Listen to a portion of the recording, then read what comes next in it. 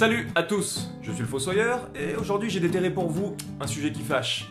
Les suites de trop. Par exemple, Dark Knight Rises est beaucoup moins maîtrisé que Dark Knight et bourré d'incohérences toutes plus tarées les unes que les autres, mais ça reste un film plein de bonnes idées, de pistes de réflexion et de scènes dantesques. Le dernier Batman, j'ai trouvé bien, moins bien que The Dark Knight parce que pour moi le Joker c'est le méchant, le plus beau méchant de Batman. Les derniers Batman, ouais, je trouve que c'est une bonne série et ça fait plaisir d'avoir des vrais Batman par rapport à ce qu'on a pu voir dans le passé. Je l'ai beaucoup moins aimé que le Dark Knight, pour le coup. Il est pas nul, mais en effet, il est décevant. Dans un autre registre, on peut encore une fois citer la série des Rocky. Avant la résurrection du 6ème épisode, les suites étaient souvent considérées comme des navets débiles qui n'étaient pas à la hauteur de la portée sociale du premier volet. Pourtant, ces films ont peu à peu acquis une cote de sympathie énorme et sont même devenus des icônes cultes des années 80. Mec, t'as vu, quelqu'un qui a dit du bien de nous. Premier, ouais, ça va. Mais voilà. Le mec vieillit, le film aussi, le scénario. C'est lourd. Stallone, je l'ai trouvé un peu bébête, en quelque sorte. Le Rocky Balboa, je crois que c'est avec le 6 dernier, je l'ai regardé, je l'ai re-regardé, je l'ai re-regardé. Parce que il y a une cote, ouais, il y a une cote sympathie, on retrouve quelqu'un qui veut revenir parce que c'est une passion. C'est le truc que tu mates entre potes avec des bières, du saucisson, des chips et puis tout ça, voilà quoi. La suite de trop, c'est celle dont on espérait beaucoup. Celle qui ne se contente pas d'être juste mauvaise, mais qui insulte au passage tous ceux qui ont aimé les précédents films. Non, généralement la suite de trop, c'est celle qui parvient à carrément trahir le matériau d'origine. La série aurait pu partir la tête haute, mais non, il faut détériorer son héritage.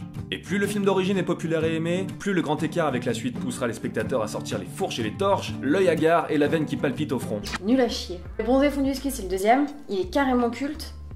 Il avait fait encore plus fort que le premier, je trouve. Mais alors, la suite, ils auraient même pas dû. Ils ont essayé de reprendre des trucs qu'il y avait dans les premiers, mais en moins bien. Donc Ouais, du coup, ça a été un peu... Enfin, puis c'est répétitif, quoi. Ça a été un peu un échec, leur truc. J'ai trouvé que le 3 était... Il était bien, mais... Bah, on voyait que ça changeait de génération quand même, quoi. Ouais, Que... Ouais, qu'il était différent. Je dirais pas qu'il est mauvais, le Bronzé 3. Je dirais qu'il faut le prendre à part. C'est pas le meilleur, mais c'est un bon film. C'est un film français qui est sympathique. Les Wachowski avaient cassé la baraque en 1999 avec le premier Matrix, qui est devenu un classique instantané dans les cultures pop et geek, et les volets suivants étaient parmi les projets les plus attendus des années 2000. Résultat, Matrix 2 et 3, sortis en mai et novembre 2003, sont parmi les suites les plus détestées de l'histoire du cinéma.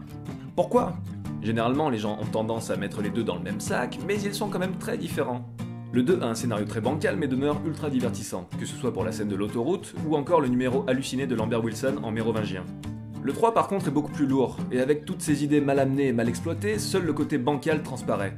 Matrix 3, c'est la suite de trop qui illustre ce que j'appelle la désorientation artistique, c'est-à-dire être dépassé par sa propre création et s'embourber dedans. Je dirais pas qu'il y en a qu'un, mais enfin, en effet, on peut se passer des deux autres. Je suis d'accord. Le 2, je l'ai regardé quelques fois, c'est vrai qu'il est divertissant comme le disait le Fossoyeur. J'ai toujours rêvé devant ce film. Je me suis dit que ce serait trop bien, hein. Même maintenant, des fois tu fais un truc, tu fais oh putain ça se trouve c'est la matrice. J'ai aimé mais sans plus.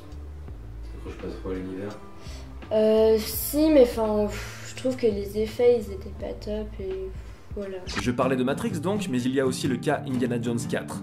Jusqu'au moment où le film est sorti, tout le monde l'attendait la larme à l'œil comme la Madeleine ultime des années 80. Et la grosse chute bien à pic n'en fut que plus douloureuse. S'il y a bien une chose qu'Indiana Jones 4 nous a montré, c'est qu'il y a une énorme différence entre une idée et son traitement. La plupart des trucs qui ne fonctionnent pas dans le film, ce n'est pas sur le principe, c'est sur la manière dont ils sont réalisés.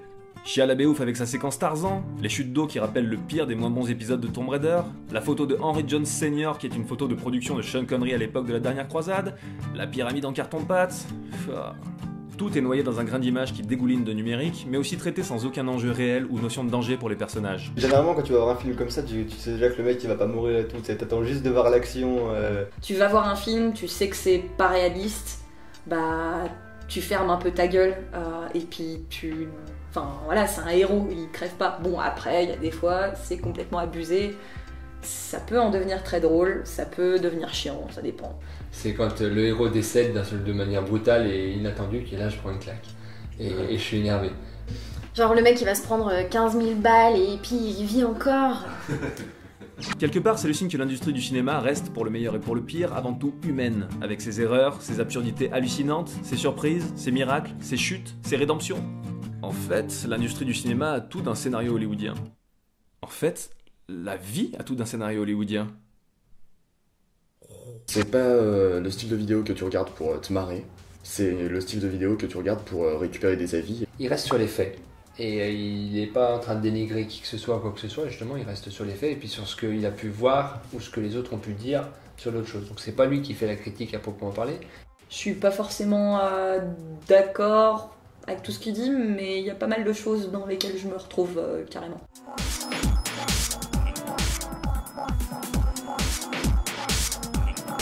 C'est quoi cette question? T'aimes bien qui